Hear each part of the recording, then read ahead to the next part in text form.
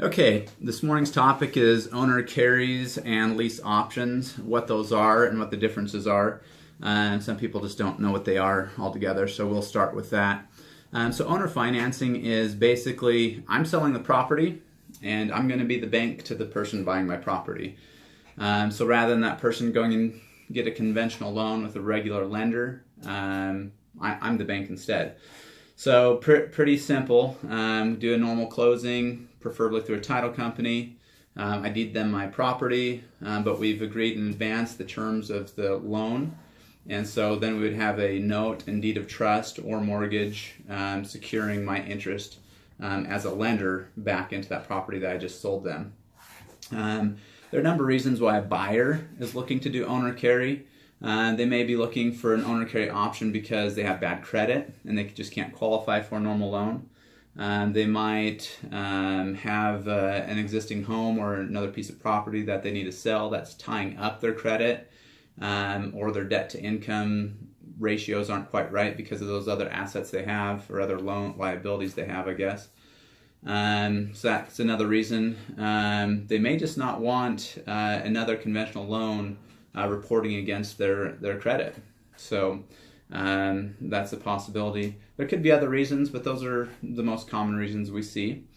From the seller standpoint, why would I want to owner carry my property?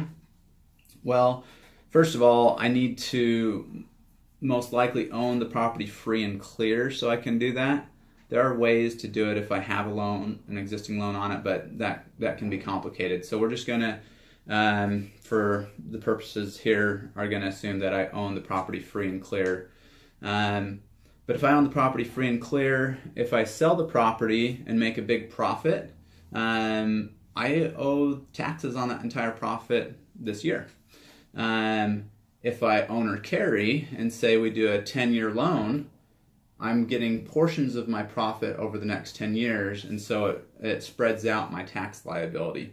So there's one reason a seller might want to do that. Another reason is it actually does make it so you have more buyer potentials for your property, because now you don't only have those people who are looking to get a regular loan, but also those people that you could owner carry to. So you do have a larger pool of buyers. So that's kind of the buyer and seller advantages, disadvantages there a little bit.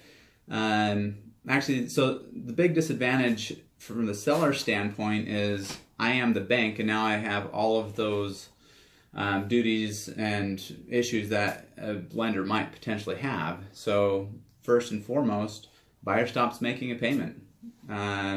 So what are my rights? I don't own the property. I just have a lien or a deed of trust against that property.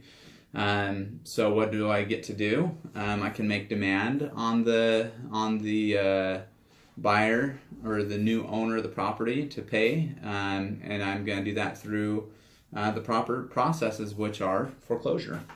So I'll send them a notice of default, send them notices. A notice of sale, the foreclosure proceedings. In Idaho, it takes 120 days minimum to be able to foreclose on a property. So if you have a buyer who has not been paying you, and let's say they don't pay you for the 1 month, you file the notice of default, start the process right away. And you can be 4 or 5 months without payments before you can get that property back through the foreclosure process and take it to foreclosure auction. Some people don't act quickly, and they might let 4 months go by before they start the foreclosure process. So you wait 4 months, and then you have another 4 months or so for the actual process, and you could be 8 months or up to a year pretty quick without any payments on that. So that's your right and remedy. The other thing is the person owns that property, so they get to treat it the way they want. So let's say they go in and they just trash the property. They don't make their payments. You foreclose. Now you own your property, and not as good of a condition as it was when you sold it to them. So there are those risks. However, there's also the possibility that they take great care of the property, but they just come on hard times, and they go through the foreclosure process. You get it back. You get a great property back. They made you a down payment. They made payments for, I don't know, a year or two. And that now you foreclosed on it and you get to resell the property again. So that can be okay that way. I would never go into it planning that you want to foreclose so you get the property back. Not a good idea.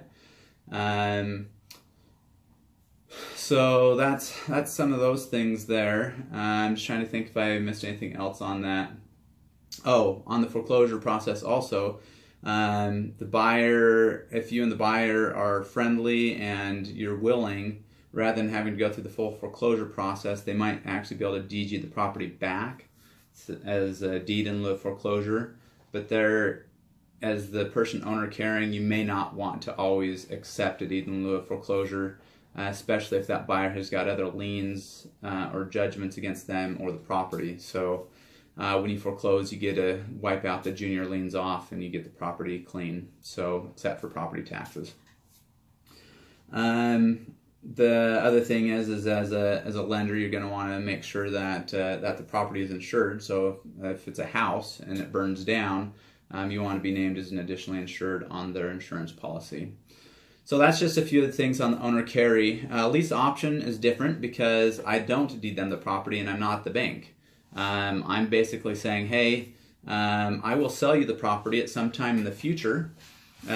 Typically agree on a price in advance. So I'll sell you my property for $150,000 18 months from now. Give me a non-refundable down payment so that I have the comfort of knowing that you are going to actually carry out the purchase. But meanwhile, for the next 18 months, I'm going to rent to you. So it's a lease with an option to purchase. And those can be set up in many different forms. As far as how much down payment you want to require, even the sales price, you may not determine it now. You might say, hey, in 18 months the market might be different, so we will determine the price of our sale at that time based on the appraised value of the house. That can work. It's risky because now you just don't have set in stone what your sales price is going to be. But if you set the sales price in advance, then you also have the risk that what if the market goes down and now the property's not worth it, the buyer's not going to want to close, or if the market's gone up significantly and you agreed to $150,000 but now the property's worth $180,000, it would be nice to be able to say, hey, I want that higher sales price. But once again, it's all negotiations with that prospective buyer, and so yeah, just negotiations there. Once again, they're a tenant. Sometimes with that lease option, people allow those tenants to act more as a homeowner, allowing certain repairs or improvements to be done, because their intention is to buy the property. But it really is up to you how you would want to structure that. Maybe you say, hey, because you're going to buy the property, we will do no repairs. If the furnace goes out, if the water heater goes out, you're responsible for it because you're buying the property. But at the same time, I've also seen where it's like, hey, for these 18 months, you are a tenant, and if anything goes wrong with the property, me as the owner, I'll take care of those things up until the date that we close. A couple things on a lease option is you don't typically want to go longer than 2 years for a number of reasons. There can actually be some legal issues with it because now they've been there that long and they've done improvements to the property. They might have an interest in your property, essentially an ownership type interest, and we'd never want to get to that point. So that's actually something I'd recommend talking to an attorney about. All of these contracts, both for owner carry and for lease options, probably not a bad idea to have an attorney review the contracts on those. Us as agents, we can definitely help, and even if we're experienced, maybe we shouldn't be writing up all the details of that contract just because it's basically practicing law, so we really have to be careful about those limitations there. So anyway, I think I pretty much covered owner carry and lease option there. Hopefully I haven't missed anything. Once again, all the terms are completely negotiable. Just like when you're selling a property, you get to negotiate additional things. Though you get to negotiate what's the down payment, what's the earnest money. You get to negotiate what is the interest rate. You get to negotiate how long they get to pay, or how long the loan will be amortized over. Is it a 10-year loan, a 20-year loan, a 30-year loan? You get to negotiate, a lot of different things there. One thing to remember when you are doing an owner carry, if an agent is involved,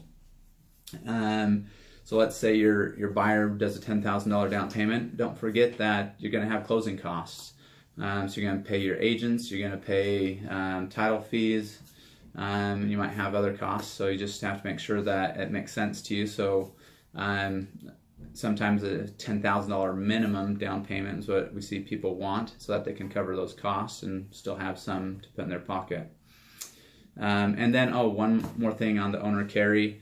The buyer can pay you directly if you want it set up that way, or a lot of times people will set it up through a title company.